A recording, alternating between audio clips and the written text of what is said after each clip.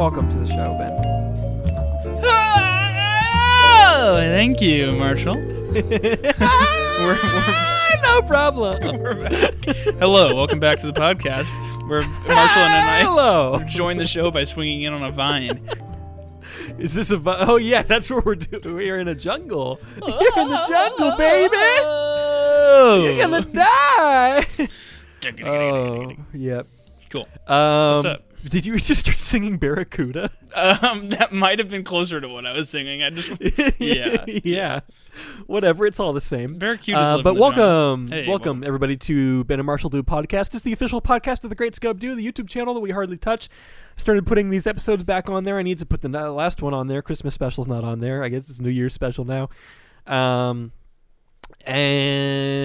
it's the show where we talk about all kinds of stuff. We talk about movies that we love, and sometimes, like today, we talk about movies that we do we don't know because neither of us have seen them yet. Yeah, but we have. Well, we have now seen them, but we didn't new movies before. New to us at the time. Yeah.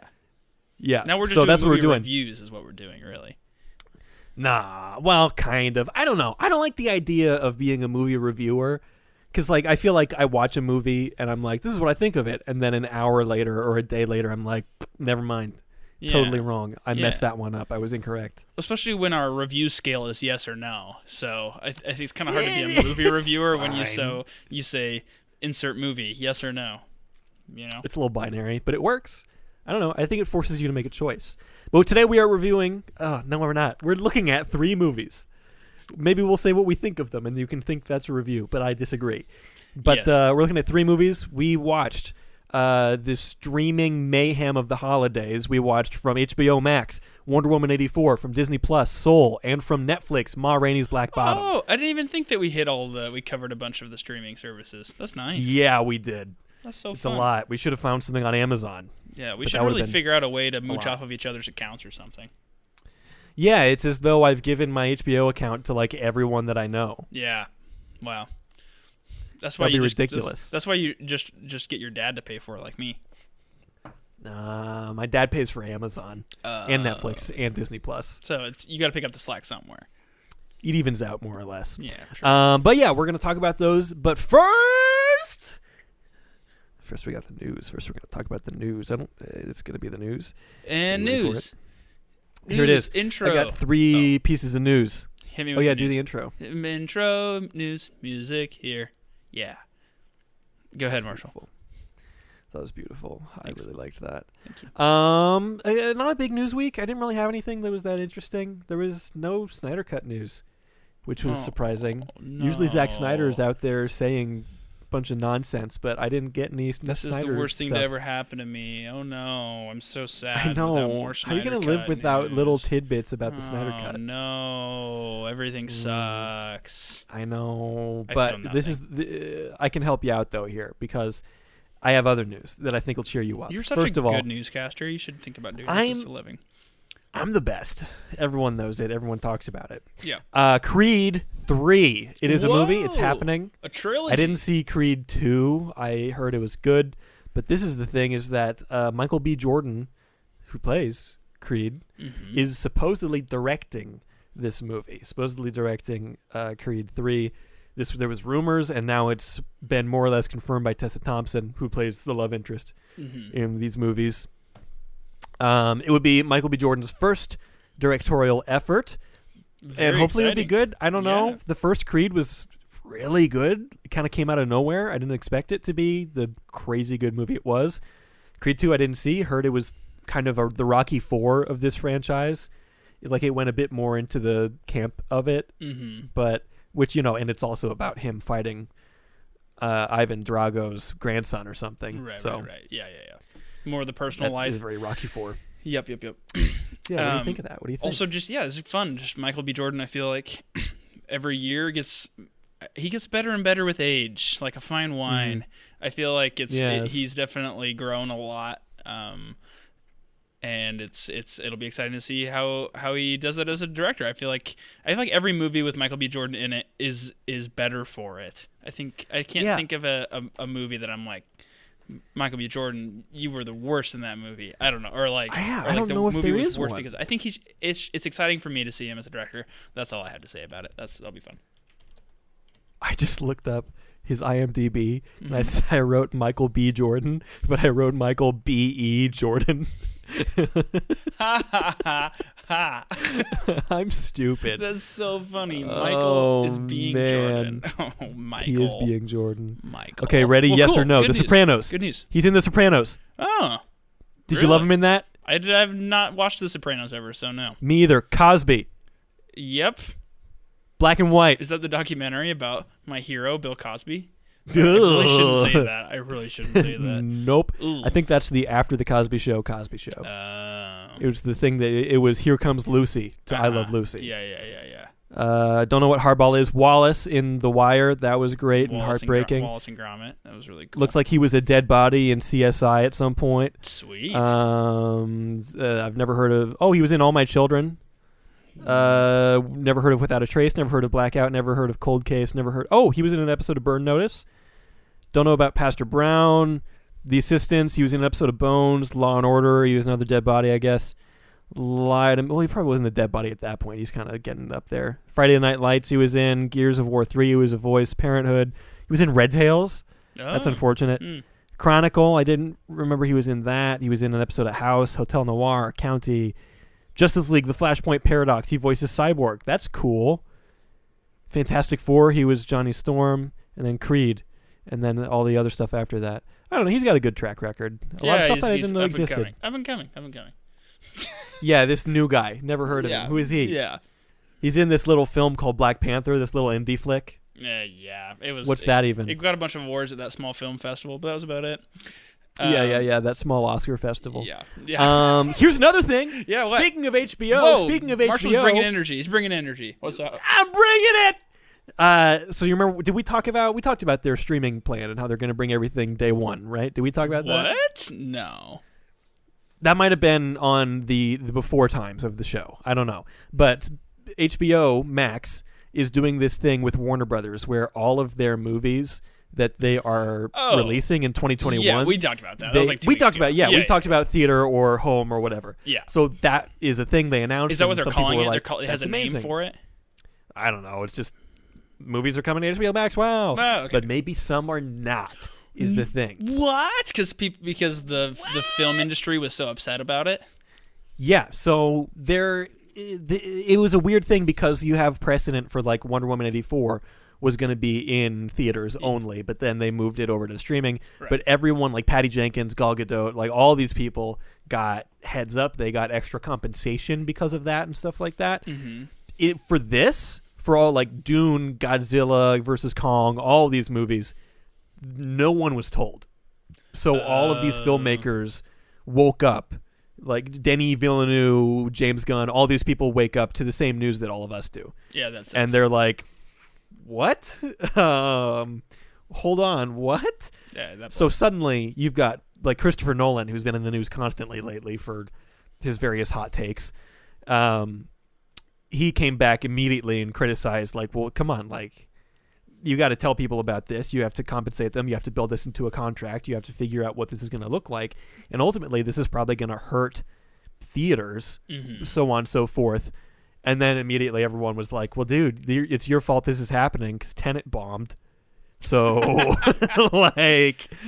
you can't have your cake and eat it too, pal. Like, what do you want to happen? Do you want people to enjoy the movies or do you want them not to? Yeah, especially for the next year, too. I mean... It's one thing. It's one thing to be making this argument in the summer, like if imagine COVID didn't happen and they were making this deal, that's one thing. But like that'd be nuts. Yeah. I don't know. It'll be interesting to see what happens with the various vaccines that are coming out. They're all FDA approved and stuff. See how that affects COVID numbers and what goes on there. I don't know, man. I don't know. Welcome to the future a bit, everybody in the film industry. You knew this day was coming eventually. You just didn't think it would be coming now. So. Well, here's the thing. I don't know whose side I'm on. Wonder Woman still made a chunk of change at the global box office. Right. So I think regardless, people are going to go see these movies. I think that the thing that's the more of the concern is just the sequel potential goes down significantly, especially for a movie like Dune, which has potential to be a huge franchise, except that it's made by Denis Villeneuve, who exclusively makes incredible, perfect movies that no one goes to see. Mm-hmm. So, I don't know. It's a confusing, weird issue. Yeah, definitely. Because they were planning a trilogy for that, and then they weren't were funded they? past funded past the first one, maybe, or maybe it was a 2 I movie don't know. set, but they haven't contracted out the next movie. I think I have no idea. I'm all for seeing this as I want, a cool new sci-fi thing. There's not enough just like full-on sci-fi stuff anymore. Everything just feels like Star Wars light, it seems like. Right. And Dune is like its own thing, It's not Star Wars, it's not Star Trek. It's its own there it is. It's got its own set of ideas, its set of concepts and stuff. And you don't get that anymore except for in indie films at this point. And half the time indie sci-fi doesn't have the budget to make it look right and to make like the CGI work. Yeah. I don't know. I have to add something to my what you watching. Oh, okay, do it. I think that it's difficult when, like I said earlier, this is the future, a problem of the future that was maybe accelerated by COVID, which is with increased, with the price of 4K televisions going down, with technology increasing at home, with internet speeds being able to be fast enough across the United States and much of the world to be able to stream at a high quality. The death of the movie theater is coming eventually. At least in like the numbers we have them now, right? I don't think you'll lose having small screens in cities where they're showing indie films. Like I think there's enough support for that on its own. It's just what are huge chains going to do? And I think it's a painful thing, especially as people who enjoy watching certain movies on the big screen. But I don't go see every movie at the theater. I like pick certain things that I go see. So if Lincoln has 1 movie theater in it, 2 movie theaters, like I am okay with that, or something that, I don't know, it's just it's like the death of renting movies. Like I have nostalgic memories of going to Blockbuster and renting 3 DVDs and watching them over the weekend, but I was a part of the problem. I stopped going to Blockbuster. I streamed and I went to Redbox, and I never stopped. I had a Blockbuster Express membership. Did you really? Yeah, I did. My goodness. It'd be worth it for renting now, like being able to, if I could go rent 4K UHD DVDs and not have to purchase them myself, like maybe I do that, but I don't know. It's a weird thing, and I don't know how to feel about it. I love movie I feel like theaters. the average consumer doesn't really care about movie theaters as much anymore. I am someone who really, really enjoys the theater experience. I went and saw Tenet in the theater, and I don't think it was an incredible movie, but just like I love going to the theater, and it's you're going to see a show. I haven't even gotten on to see what's showing something right special now. about it. You keep talking. Probably nothing.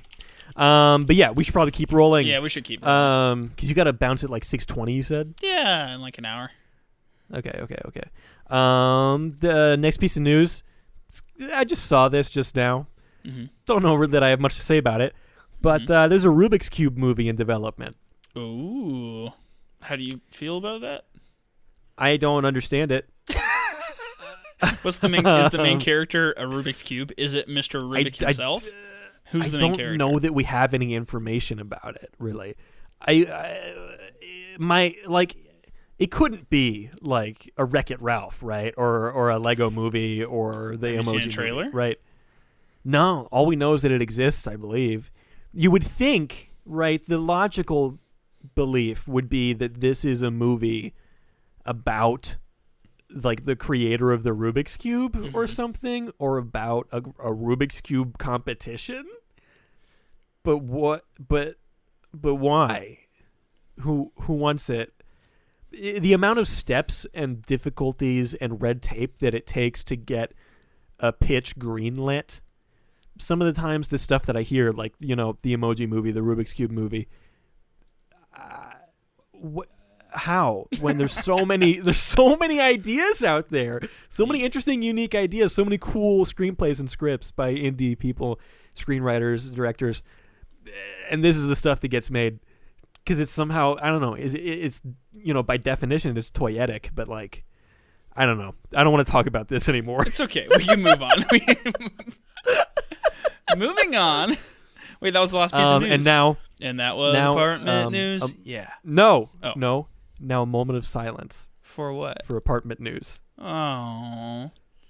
No, it's not a sad thing. If you didn't listen to our last episode, our Christmas special, we have retired apartment news in memory of our former co-host, my former co-host, Ben, as opposed to my current co-host, Ben. Mm-hmm. He is not dead, but to the podcast he is. So, sorry. Just kidding. Yeah. That just reminded me of something dying in the news. I don't want to backtrack too much, but Adobe Flash is dead. No more Adobe Flash, dude. That's crazy, huh? That is crazy. I think that fits within the realm of conversation in this podcast. No more Adobe Flash. No more all those nostalgic Adobe videos that people made cool math growing up on YouTube. Yeah, Salad Fingers or Strong Bad videos or so good. So much early internet now dead. Yeah. So if you have Adobe Flash, a moment of silence. It is for apartment news and Adobe Flash player. Yep. R.I.P. This is really good radio. Okay, we done now? Yeah. Okay. Okay, on to launch right into it. On to the movies. Yeah, we have a really big slate today. Yeah. Just like streaming had a really big slate this holiday season. Wonder Woman 84 and Soul came out on Christmas. Ma Rainey's Black Bottom came out a little bit before that. Mm-hmm. These were all huge successes for the various streaming services, despite reviews one way or another for the various movies. We'll get into that on our own time. I want to start with Wonder Woman 84, then go to Soul, then Ma Rainey. Do you have any problems with that, or that should is we fight? Okay with moi? Okay, Wonder Woman 84. What do you think the story was? Give me the broad strokes. Broad strokes of story. Absolute broadest strokes. Let's make a Wonder Woman that is more nostalgic, but also not, and then we'll pretend like we have some depth and overarching storyline, but there's a powerful rock, and it grants you whatever you wish for, anytime you wish it. Unlimited wishes. You get one wish from the rock. Oh, I thought it was unlimited wishes. Oh, my dog has just entered the room. Go away. I don't want you here. One wish from the rock. But what if you wish to become the Rock? And you become Dwayne the Rock Johnson? No, you don't do that. Then you can talk about how you're going to beat up Superman in the Black Adam movie that's never going to get made. And then the plot line drags on for a while. And this is a very long movie. Yeah, it feels like it too. I didn't know going What's the actual in runtime? I think this movie is like 2 hours and 46 minutes. Really? Woman runtime. 2 hours and 20. Oh, no, that's the first one. The first one was 2 hours and 29. What? Yeah. 1984. Patty Jenkins didn't write that one, so. Runtime 151 minutes. What is that? Computer, what's 151 divided by 60? 2:31. 2 hours and 31 minutes. Yes. It's so long. Yeah. This is computer stop. Computer stop. Okay. So basically the movie is Wonder Woman is now in the 80s. She's sad because Steve Trevor's dead. Yeah. She still hasn't gotten over him since World War I. R.I.P. After knowing him for a month and a half or something. Hey, sometimes love is strange. Yeah. And then, all kinds of different things happen. She comes into conflict with Maxwell Lord, who wants this magical stone to grant all of his wishes. He wishes to be the stone, so then she has to stop him and get the whole world to recount these wishes because it's like the monkey's paw, and if you make a wish, it takes something away from you. Right. So whatever that is, it's whatever is most valuable to you, or whatever that means. I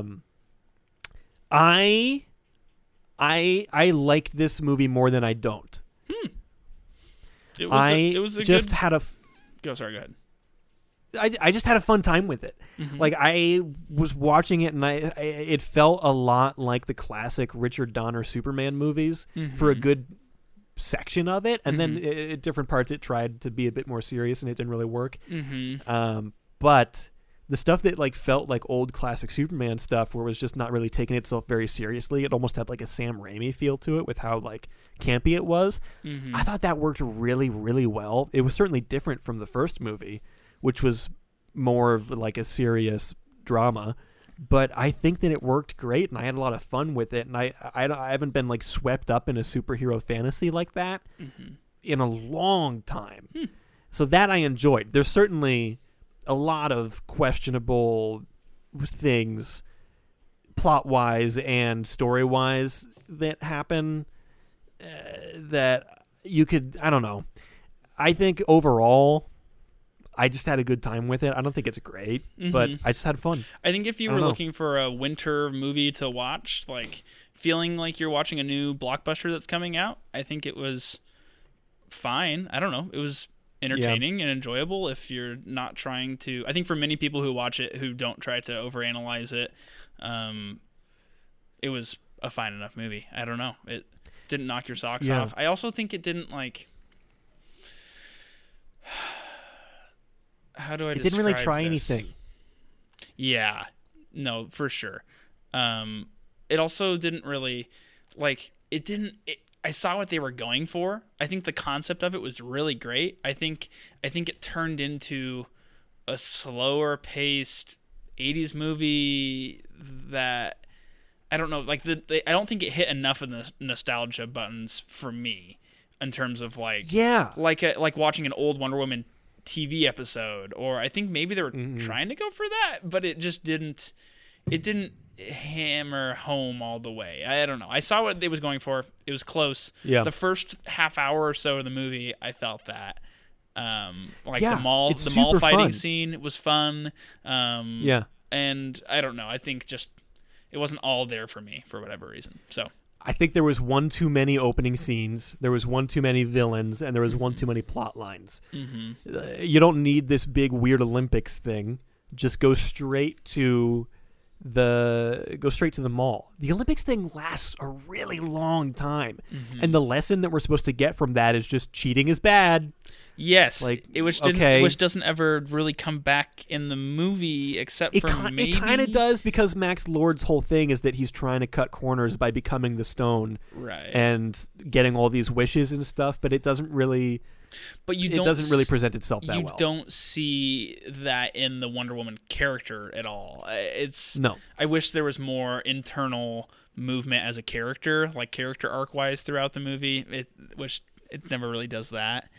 Yeah. A soundtrack by Hans Zimmer, very good. I thought. I don't know.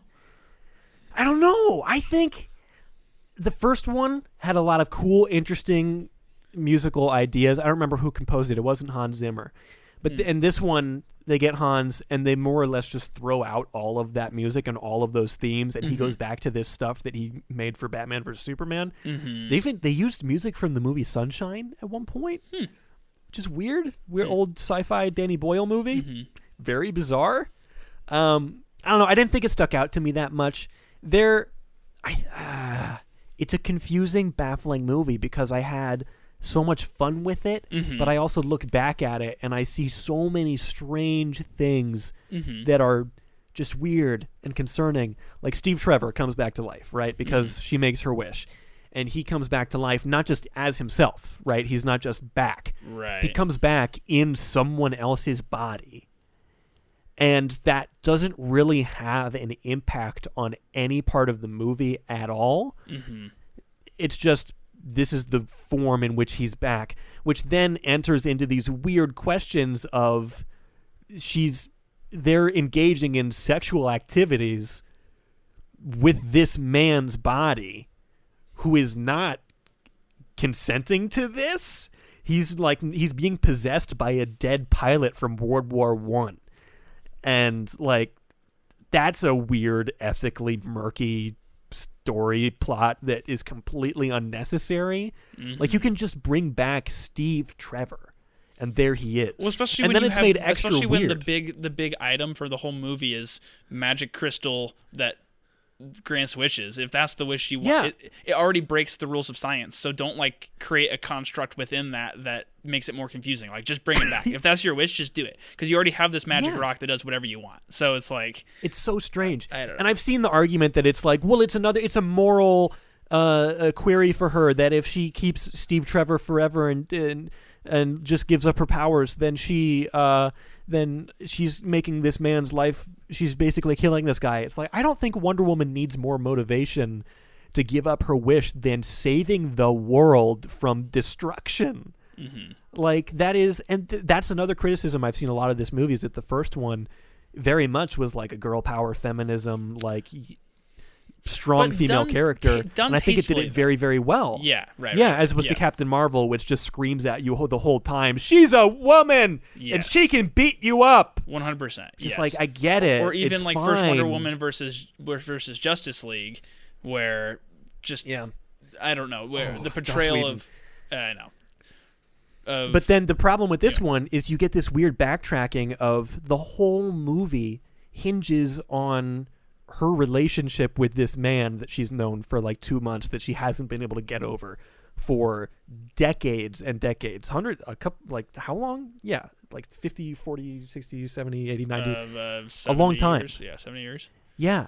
Like that is her whole character arc, is I am not going to let go of this man. Mm-hmm. And the whole, I don't know, it just doesn't make sense to me. Right. There's literally a scene where she's at a restaurant by herself before Steve is brought back to life, and there's all these couples, and there's it's all lovey-dovey, and she's sitting at this table, and the waiter comes over and he's like, "Are you waiting for someone?" And she says, "No, just me." And then he very slowly takes away the other placement at the table and while she just watches. It's like, oh, and it's like, my gosh. Yeah. But they just lay it on so thick. Final thought from me. I am curious how much longer the 80s theme lasts in hopefully not long. In movies and in pop culture things. I think we're on the tail end of it, which I think is maybe one final criticism for me.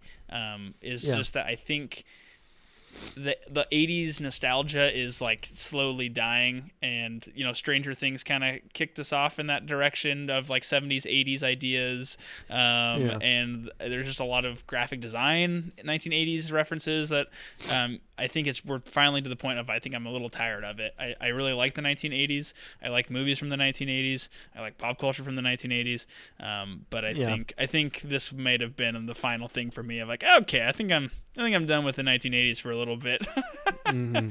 And see, I agree. I'm really at this point tired of any kind of like fish out of water story, and I'm tired of any kind of like, look at how wacky and silly the 80s were. Look at the crazy outfits. But I will say, I think that Steve Trevor was the best part of this movie, and I think that like the fashion montage is the most stereotypical thing they could possibly have done. Mm-hmm. And it was one of my favorite parts of the movie, and I think that he acted that fish out of water thing so well. Like, I don't think of Chris Pine as this heavy hitter, but he's just like, he just knocked this one out of the park for me. Yeah, that's awesome. So Pedro Pascal. I was about to say Pedro. Oh gosh, I forgot about Pedro Pascal. Not in a voice acting role. Super fun. I actually got to see his face. No helmet on this whole movie. Dude, he's playing basically Donald Trump in this movie. Like, he's got the hair and he's got the business suits and stuff, and he does it so sympathetically. Mm-hmm. It's amazing, and he's doing this insane overacting, and it's on purpose, and it works, and it's so fun just watching him chew the scenery. Like at the beginning when he shows up at the Smithsonian and he's just like messing around with Kristen Wiig. It's so stupid, but it's so fun. Yeah. But then they tie it all together at the end with him and his son, and it just works. Like, this has been the year of Pedro Pascal as a father. Like, choose your genre of father Pedro Pascal. Do you want your Netflix Pedro Pascal father, where he's in the Shark Boy Lava Girl movie? Do you want that one, or do you want the HBO Max one, where he's Max Lord, or do you want the Disney Plus one, where he's the Mandalorian? Which Disney, which dad Pascal do you want? Yeah, that's the question of the year. I just rewatched last year, I guess. I just rewatched some Game of Thrones with a buddy, and Pedro Pascal also in Game of Thrones, so that was quite fun for me as well, just this week. So I was like, whoa, lots of Pedro Pascal this week. He's got some chops. I'll say it. He's cool. A real cutie. Well, so Marshall, at the end, 1984, Wonder Woman, 1984. Yes or no? Yes. Okay. That was too enthusiastic. I say yeah. Oh, okay. I was gonna say mine was gonna be a less enthusiastic yes, but yeah, why not? It's fun. Do you like the first one? Do you like Wonder Woman? Do you like still like 1980s stuff? Yeah, go for it. It's wintertime. It's a blockbuster. Yeah. It takes you to a different world for a little bit during COVID. I think we're gonna need some more of that to get through the spring until we can kind of get through vaccination season here coming up. It was an enjoyable getaway. And would I go back and rewatch it soon? No, not really. But probably not. No, man, it was long though. Yeah, I could not believe it. I was blown away by the length of this thing. So that's a double yes on Wonder Woman. Double yes. So up next, HBO Max gets a go. Yay, yes. Go. Now Disney Plus. Soul. I loved this movie. I love this movie. I liked it a lot. There's so many bits and pieces. How about you? I have disjointed things to talk about that I loved about it. You can go ahead and start talking about the plot while I close my door, because I think there's people walking around in the hallway and I don't want my mic to pick it up. Yeah. So basically, Soul. Jamie Foxx plays a guy whose name I don't remember at the moment, who is a jazz musician in New York, and he's wanting to be the big jazz guy, but he's always not making the big breaks or whatever. And he's a band teacher at this point, a middle school band teacher, and he's like, I don't want to do this. This is dumb. And he gets the big break, and he's so excited for the gig, and then he dies. So then he has to go and help a soul that has been tried to be helped by millions and hundreds of thousands of different famous, genius, big minds, great people of the world of history, to find their spark. And that's the final piece that you need of your little, dial as a soul to get sent to Earth. And she's just played by Tina Fey, and she's very ornery. So no one's been able to help her. Nobody. And all the greatest people in history haven't been able to and that's give her, this guy's help her find her spark. Job. Mm-hmm. So, and it's like that's not his actual job. Like, he's supposed to just go to the great beyond and be, dead in heaven or whatever that is in this world. Mm-hmm. But then he escapes and ends up here and kind of tricks them into becoming a mentor like this. Yes, because it's only which makes you wonder what happened to that psychiatrist guy. Where is he at? Yeah, because he takes somebody else's job and pretends to be somebody else, and because he was supposed to be some great person in his life, and then ends up with her. They both end up escaping and going down to Earth to get back into his body. Then plot thickens as he accidentally ends up in a therapy cat, and the soul that he is with ends up in his body. So she begins to kind of live his life as they try to get swapped back into their appropriate places. So really fun movie. I like it a lot. I liked it a lot. I think it's kind of slow for the first however much of it. I think it really, for me, kicked off when they got back to Earth. Mm-hmm. And that's when the plot really started moving forward for me. Is up to that point, it felt like it was all set up. And it seemed like it took a really long chunk of the movie to get to that point, to where, this movie's spark is all about Jamie Foxx's character, whose name I can't remember, trying to get back to Earth by helping her get the thing, her spark, which then she's going to give him the ticket. Joe Gardner, that's right. Uh-huh.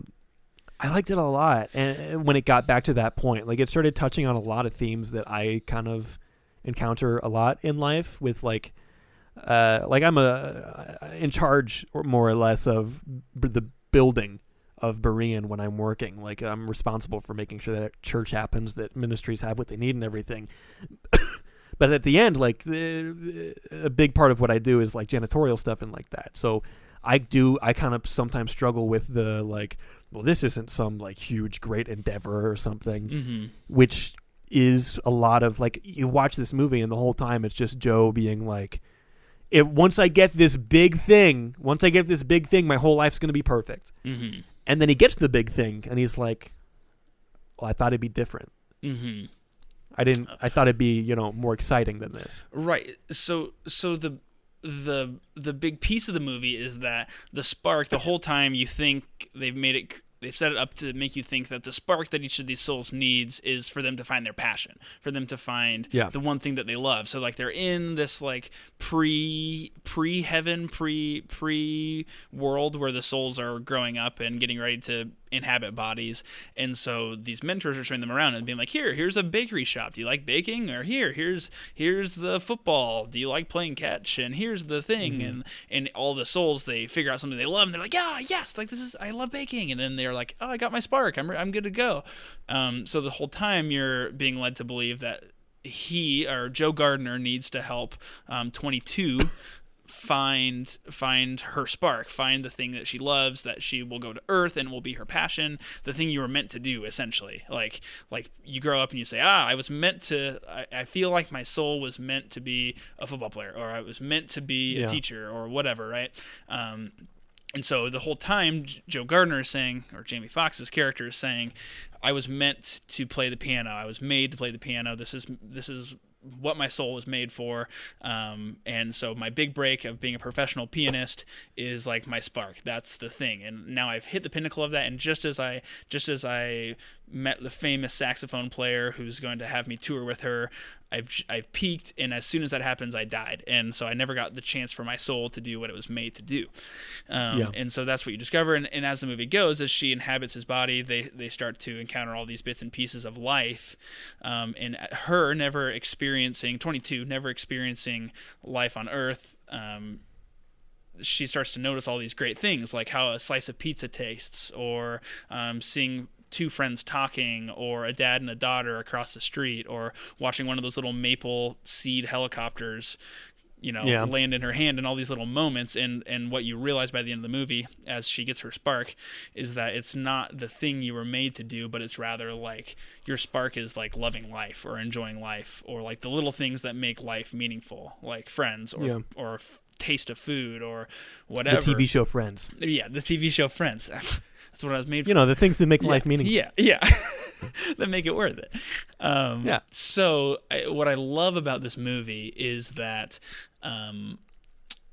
in the end, right, the whole time he's a jazz teacher at a public school, and you think like, oh no, you're not meant to go tour. Like the good thing for you to do is to like throw the tour out the window and be like, no kids, I'm gonna help you find your passions and love life, or whatever. Like that's like what you're like, oh, classic Disney. He's gonna give that up. And the movie ends as he's walking out the door. He has his body back. He's granted another chance at life, and he's walking out the door, and it ends, and so it doesn't ever resolve for you. It doesn't tell you he actually throws the tour out the window and he goes and bees with the kids because he helps them find their sparks. That's not like the moral of the story.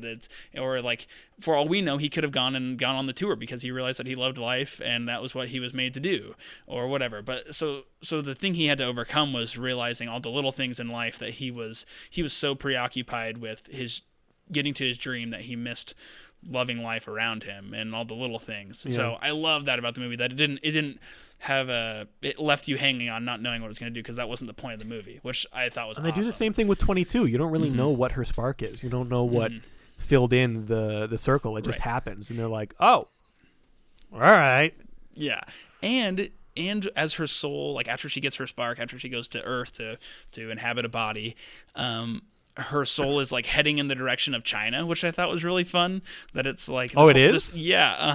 So this whole time you're assuming like, oh, she's like, it's placed in New York, she's going to be American, and like she's going to like a different country. So it's like, oh, like these souls that they were with the whole time are going to like different parts of the planet, the Earth, and like the whole time in my head I was picturing her as white woman. Tina I guess Fey. she's voiced by a white woman, but like this thing is going to a different country and won't even speak English or whatever, which I thought was kind of fun. Interesting. I also really liked the mystic scenes were really fun. That there's this idea that like there's people who can kind of connect with something spiritual or something other than this earth, and like they're like mystics, and they go to like thin places where these moments where earth is like very close to being like in the spiritual realm. And for Joe Gardner, it was when he was playing piano and he kind of loses himself in what he's doing, and it cuts to all these different people who they get lost in the thing that they're doing that's like their passion, like figure skating or playing an instrument or acting or whatever their thing is. And that like in those moments that you're like almost in a spiritual realm, and that some people are able to like tap into that, which I thought was fun. To the idea that regular people can tap into that, and like the main guy who like kind of leads these mystics is like a sign twirler on the corner of New York, and that's how he connects with the spiritual realm, which I thought was quite fun. What else did I love about this movie? There's so many good things. I thought it was interesting. It was fun. When she goes into her little hideout, you can see all these stickers, like my name is, and it's all these different mentors and stuff. And if you pause, you can read like a lot of those names. I don't speak the different languages that some of them were written in, but like one that I thought was really cool, and one inclusion was Jack Kirby, like front and center. Nice. Who was like the king of comics, like created the modern look of comic books, created all of DC's new gods and Mr. Miracle and Big Barda and Darkseid and all of that stuff. So it's like that's a cool little inclusion that you wouldn't expect to see in a mainstream thing. That's cool. Also, all these people that have passed on and like are like acknowledged there as like somebody who has tried to help another soul or impacted another soul. Yeah, that's cool. There was one last piece that I really loved. I thought the barbershop scene was pretty cool. Where that was kind of where you kind of start to discover that like the spark isn't always like what you thought it might be.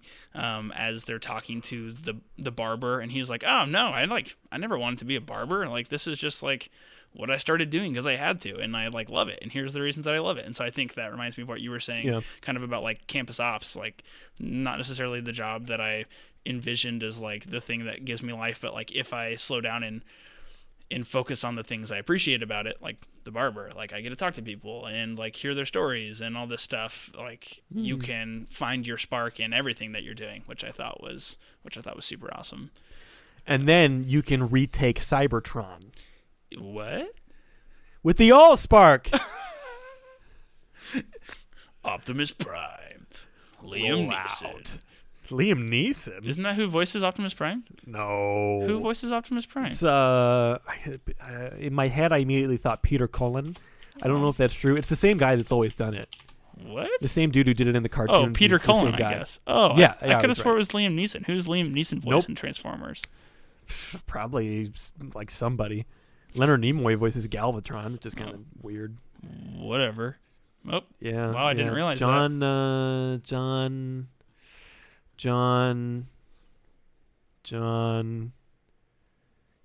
John. What?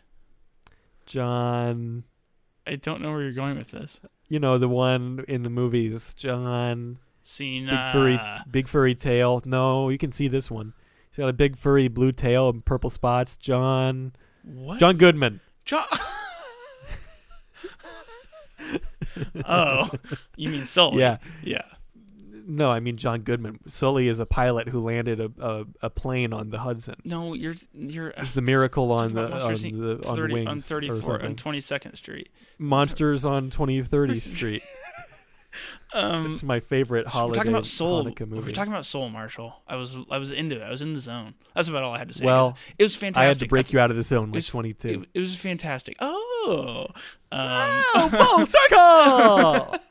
Everybody should go watch it. I liked it better than Inside Out. I thought Inside Out was fine. Oh, easily. I thought it was a lot better than Inside Out. I was not impressed by Inside Out. All the latest Pixar movies I haven't really cared about. Oh, okay. I didn't. Inside Out, I thought this is fine, and I'd probably never watch it again, and I haven't. It's because I would watch this again in a heartbeat. Yeah, I would watch this again. Yeah, definitely. I hate emotions. You're right. I also just don't really care about Amy deeply Poehler moved, anymore. and I think within COVID and this winter, people have had a chance to kind of assess what they're doing with their lives. And I mean, some people literally have been laid off, and I don't know. There's been like a lot of introspection for people as life has slowed down a bit, and they've stopped doing all the busy things that they were always busy with, and they've been like, like as I've slowed down, like what is meaningful in life, and what is worth living for, and is my job fulfilling or is it not, or what is fulfilling in life? And I think that this movie was really extra impactful because of COVID, and like within the scheme of COVID, I think Soul was more impactful, and I think it touched a lot of people in powerful ways, as they've said, oh, like these are the little things that I've appreciated in COVID, or like waking up and going and getting coffee, and like maybe calling a friend, or like being with family, or all these little things that I think Soul encapsulates in the movie. So everybody should go watch it. It's fantastic. Yeah. Yes or no? Big double thumbs up. Yes. Whoa. Me too. Oh wow. Okay. Wow. So if you had to choose between Wonder Woman or Soul, watch Soul. It's definitely not for the young children. Not for the young children. It's I don't know that kids would love it so much. Definitely the 16 to 38-year-old crowd, I'd say, is kind of who it targets. You barely recommended it over Wonder Woman. That's interesting. Yeah. Are you ready for the next one? Yeah, let's do it. Next movie, Ma Rainey's Black Bottom. This is a Netflix film. It is an adaptation of a play by August Wilson. It is the second adaptation of August Wilson's work that is being produced by Denzel Washington, who is producing all of his plays for the screen. The first one being Fences, which I have not seen, but I want to see because it looked really good, and I think it won all the Oscars. But actually, I think that it didn't win Best Picture that year, and people were like, what? I don't remember. But this movie, basically, based on a true story, more or less, or based on a real person. I don't know the validity of the actual events that happen here necessarily, but blues singer, mother of the blues, as she's often called, Ma Rainey. This whole thing is kind of a bottle movie, and it plays off of this whole the band coming together to do a recording session in white Chicago, and that's the whole thing. And it's like, I didn't know when I went into it that it was based on a play, that it was an adaptation of a play. And like 5 minutes into like the actual story and plot, not like the whole prologue section with the newspapers and stuff. 5 minutes in, I'm like, this is blocked like a theater show. Like this feels like theater. The dialogue feels like theater. And I looked it up and I was like, oh, this is written by prolific playwright August Wilson. Right. And then I understood. And I feel like I liked it more knowing that. I feel like if I didn't know that it was an adaptation of a play, I would have had a harder time with it. Because it is a pretty direct adaptation, it feels like, because movies do not work the same way as theater does. This movie is not action. It's not like set pieces. It's not big events or anything.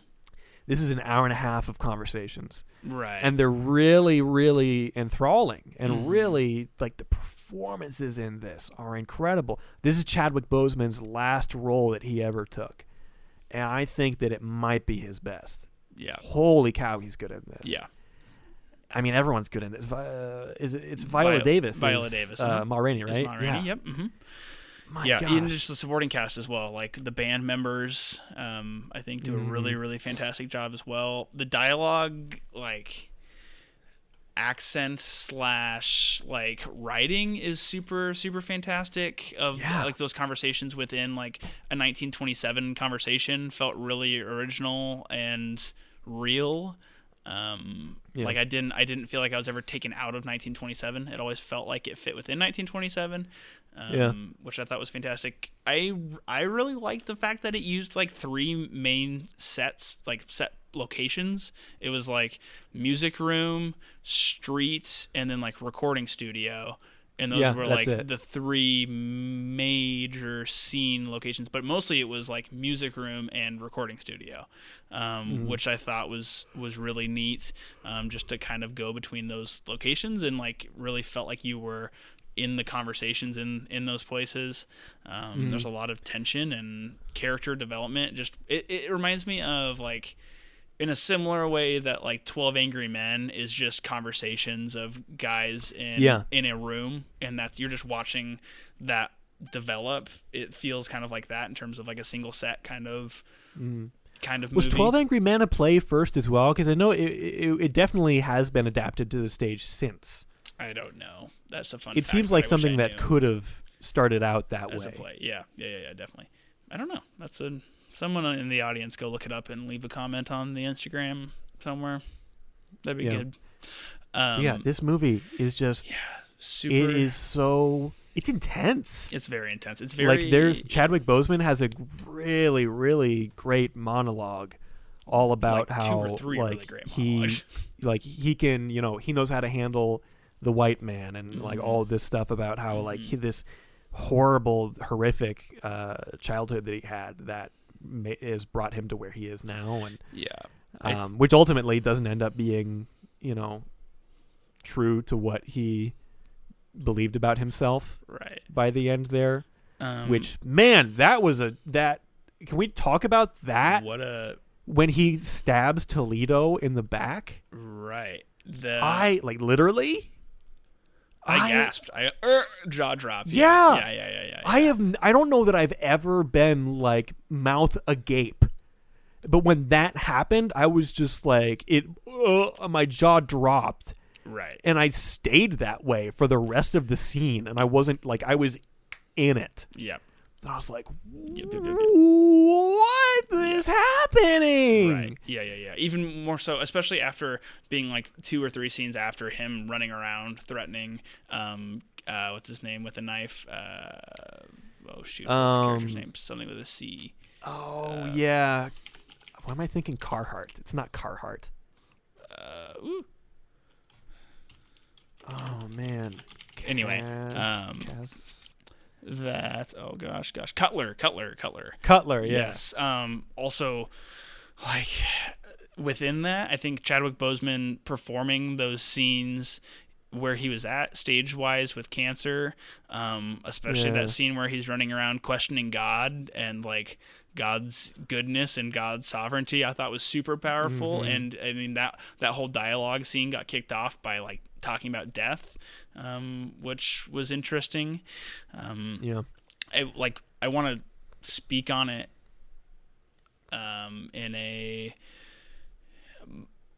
by acknowledging that I don't have the experience of people of color and Black Americans in the United States, but like there's racial inequality and injustice themes throughout the entire movie, which I thought it did super well, and I think makes you, in a tasteful way, question justice and question, the history of Black people in American society, especially with just the emphasis on like the whole movie's obviously centered around a blues singer, so like the blues as a African American history for coming from slaves from Africa, within in its influence in the United States, and like you see kind of a blend of there's the blues there, but then there's also Chadwick Boseman's character as the lead trumpet player, Levy as the lead trumpet player. He wants to experiment with some more like dancing and jazz type music, which is also like very influential in modern American music.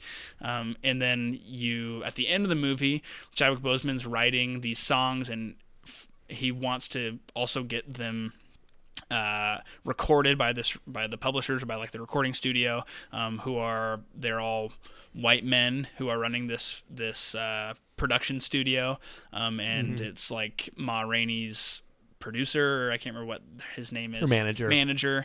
So it's like this tension between like them, the managers and the producers, making all the money off of this Black bands and like the injustice between those, and like them wanting to kind of just use their culture to make money. Viola Davis has like a really good monologue. That whole thing. She does, and you just kind like, of question, as long as I haven't given them what they want, as long as I haven't done their recording, they got to do whatever I want them to, because they can't get what I have anywhere else. And that's like, it's also like her experiencing like power and control for the first time in her life, like compared to like American society. But in the end, like Levy, or Chadwick Boseman's character, is writing this music, and in the final scene, or the scene that leads to Levy stabbing Toledo in the back, right, is he gets kind of worked by this producer who says, actually, the music that you wrote isn't what everybody wants to listen to. Like, we played it, and it doesn't sound like what we want it to. So for the first time, Levy isn't in control. He wasn't able, like he said the whole time, he could kind of control like white people by saying he thinks he has the same like level of talent as Ma Rainey. That he's got this prowess that he's able to just like, well, they want what I have, and if they can't get it, then that's too bad. And when he but at the same time, he's giving them exactly what they want, like to the letter. Exactly. They're the ones that are making they're like raping their talent, essentially. They're which he like harkens back to like the scene where his mom is being raped by 8 men, and like that idea of rape, or like using them for what you want, is like an overarching theme of like they're using him for his music. They're giving them he's giving them what they want, and he thinks he's in control. When he realizes he isn't, it leads to him stabbing Toledo in the back. But right before that, the producer says, you know what, I'll just for your trouble, I'll pay you $5. Like, I'll give you $5 per song. You wrote a couple songs, I'll give you $5 for each song, and just thanks for your contribution. It's not what we want. And right after this scene where he stabs Toledo, we see that they have taken his music, and an all-white band has composed it and is ripping it off. And so this idea, and it sounds so unoriginal, and so like they're playing it completely straight. They're not swinging it. They're not doing any like none of the like the unique things that his talent and his style would have brought to it. It's just like it's the whole thing that happened with Elvis, because the reason that Elvis got so popular, and Elvis, great musician, nothing against him. I don't think that any of this was his fault necessarily. But the reason that he got so popular is because he was doing the kind of music that at the time was more done by African American groups, that like it was taboo then for these to listen to that, because we don't want none of that music in our house. But then you get Elvis Presley, this gorgeous Southern white man who can do no wrong, doing the exact same type of stuff. Boom, skyrockets and becomes like, clearly much more famous than any of these other people that were his contemporaries. And it's that same kind of thing here. As soon as in the movie, as soon as he hands him the charts that he's been writing, I'm like, oh well, he's gonna take that and do what he wants with it now. Right. And sure enough, we get that final scene with that, like, it's kind of haunting watching these guys do this very like basic rendition of this stuff that he's like, it has no passion. Right. Nothing. It has a conductor in the front conducting in a very square manner. Yeah, very, it's like John Williams directing a film score or something. Like, it's so weird. Right. Which, like, the overarching theme of like how deep that blues and jazz culture is within their community, and it's being like appropriated or taken by these other musicians that are white to make money, or like that people like it, but they like it when it's the white band doing it. Which is super fascinating. I've got a really good podcast if you ever want to listen to it on some of those like African slave like influences over like American music and U.S. music, and they tie it in with like 1980s rock, which is really fun. Anyway, I'll send it to you. It's very good. It's part of the 1619 project. 1619 project. Yep. Very cool. Well, anyway, what do you think of the Ma Rainey's Black Bottom project? I thought it was a really powerful way of conveying a lot of things going on in U.S. society, and I think just like I walked away from Just Mercy with a challenged and slightly more nuanced ideas of justice in the Black community, and the history of that, I think, or at least it made me feel something on the inside that wasn't right, and it made me want to go and educate myself further because of the ways I felt about that. I feel like I feel a similar thing from Ma Rainey. Also just phenomenal performances individually. And everybody in this movie is not so good. Yeah. It was super fantastic. I think it was really great. I think it was moving and powerful, and I would recommend it to anybody, especially since it's an hour and a half. It's pretty watchable. Yeah. Be prepared to feel things and question things, and I guess we kind of did all the big reveal spoilers, so someone should have already watched it anyway. But yeah, if you haven't, go watch it. It's very good. The music is really good too. So yeah, it's fun. Although as a trumpet player, I will say I was slightly, every single time they show a trumpet being played, I'm like, dang it, that is incorrect fingering for that note. Same thoughts. But Chadwick is like, if anything, like if you are a Chadwick Boseman fan, has to be an essential watch. I feel like he was fantastic. My gosh, yeah. So maybe miss him. Yep. Yes or no? Yes. Yes. So that is 3 yeses across the show today. Fantastic. 3 yeses across the show today. All right, Ben, it is time for Hey Ben, what you been watching? What you been looking at, listening to, checking out with your eyeballs and your ears, maybe smelling it too, tasting it with your mouth. Besides touch it with your chin.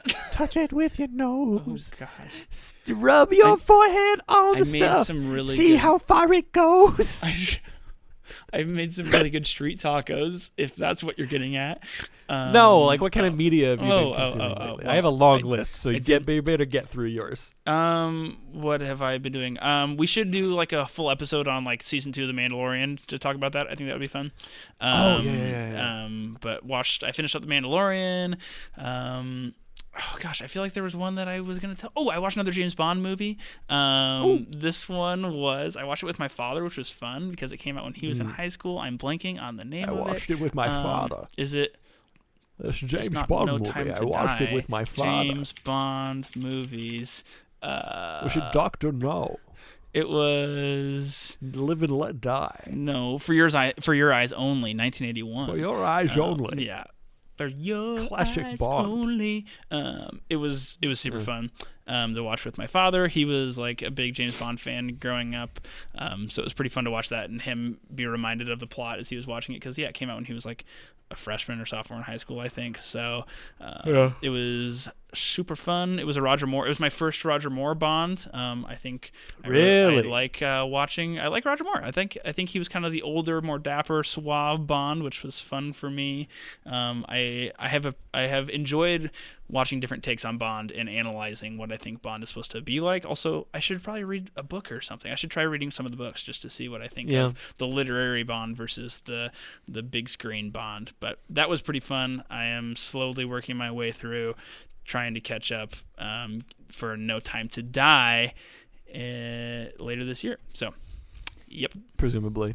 Fingers crossed. That is what I've been up to, enjoying my winter break, mostly sleeping in, not watching a lot, so it's been good. Go ahead, Marshall. You have a long list. All right. Are you ready? Yes, sir. I watched the rest of The Mandalorian. We'll talk about that sometime. Mm-hmm. I watched Red Dragon. It is it's a sequel to Silence of the Lambs, but it actually is a prequel that takes place immediately before Silence of the Lambs. I liked it a lot. I don't remember who directed it, but I don't know if I liked it more than Silence of the Lambs necessarily, but I think it was a worthy sequel. I just love Anthony Hopkins. Yeah. I watched Basic Instinct. My goodness. It's much more rated R than I realized. I only knew about that one famous scene with Charlize Theron when they're interrogating her. Instinct. The all-time classic. But I don't know if I do. It was a lot more than I expected. Wow. It's a great neo-noir thriller though for what it is. Okay. I'll watch a trailer. It's a hard R though. R. Watch out, anyone who wants to hop into that one. I watched Being John Malkovich, a very strange Spike Jonze movie. I don't know that I have much more to say about it. It's fun. It's weird. I don't know if it's fun. It's very weird. Okay. It's Spike Jonze. It's weird. Yeah, sure. I watched Gran Torino. I love Clint Eastwood. I love him acting. I love him directing, and I think this is really good. I think his best is still on Unbroken. What is it? Unbroken? Unforgiven. No, Unbroken. It's Unforgiven. Unforgiven. Okay. Yeah, where he's the... We'll talk about it later. It's a great movie. It's fine. But yeah, it's good. I watched Ready or Not, which is a more or less recent horror comedy. Was that any good? This family that if you marry into this family, the ritual is at midnight. On the night you have to play a game, and you draw a card. It could be any game. It could be checkers, chess, like shooting ladders, whatever. Yeah. And if you get hide and seek, though, you think it's hide and seek, but actually... it means that the rest of the family has to try to hunt you down and kill you before sunrise, or they believe they will all die via this malevolent force. Okay. Wow. Well, I feel like I remember critically that it did okay. Was it pretty good? It's super good. Oh, good. Yeah. Is it Emma Stone? No, it's one of the women that looks like Margot Robbie. There's like 4 of them. Samara Weaver. Who is it? I think she's much more attractive than Margot Robbie, in my opinion. What's her name? Ready or Not is what it's called. Oh, Samara Weaving. Why did they all look the same? That is a good point. I don't know. There's like 3 other women that look a lot like them. That's hilarious. I watched a movie called Prospect with Pedro Pascal. A little indie movie that is a sci-fi movie, which is why I thought of this earlier. It's an indie sci-fi movie. Okay. That I would suggest. It's a small story. It's a very unique story, and I think it's interesting. I don't know that I want to tell you much more than that. It's on Netflix. Prospect with Pedro Pascal. Okay, I'll check it out. I started rewatching Young Justice on HBO Max. It's basically it could be called a Teen Titans reboot of sorts. Okay. I think it's much better than Teen Titans. The animation is incredible. The stories are like fantastic from the start. And I'm a huge, huge fan of it. It got revived for season 3 on DC Universe, which is the DC streaming site, which is now defunct because no one liked it and they kept canceling all their best shows because DC is a bunch of idiots on the film side of things. They don't know what they're doing. Preach, bro. So now all of their shows that have succeeded up to this point have moved over to HBO Max. So that season 3 happened, and I want to watch season 3. But I don't remember what happened at all up to this point. So I'm rewatching it. I'm on the last episode of season 1. I started yesterday. I didn't do much yesterday. I'm impressed. Besides, I was basically sleeping until I texted you or later. I don't know. Wow. Impressive. But yeah, and I've been reading a comic book called Department of Truth that is insanely good. Everyone should read it. It's fascinating. It has to do with conspiracy theories, and that's all I want to tell you. Like, you need to go into this book blind. It's incredible. I suggested it to one of the guys that works with me today, and he read it. He read the first 4 issues all during shift when there was downtime. Nice. I was like, you just check out the first one and see if you like it. And immediately he gets to the last page, and he was like, and it's like, give me another. I'm hooked. I'm in. So he read all of it that exists after that. Wow, he had to buy hilarious. all the issues. That's fantastic. So good. Cool. Huh. And finally, I rewatched Superman 78 recently, which I love this movie. I greatly adore this movie. And that leads into... I want to tell everybody, next episode, we are going to be watching Superman, the movie from 1978, as well as Superman 2. But an important clarification, we are not going to be watching the original cut of Superman 2. What? We are watching the Donner cut. And we'll get more into it it's like the Donner in party. however many weeks.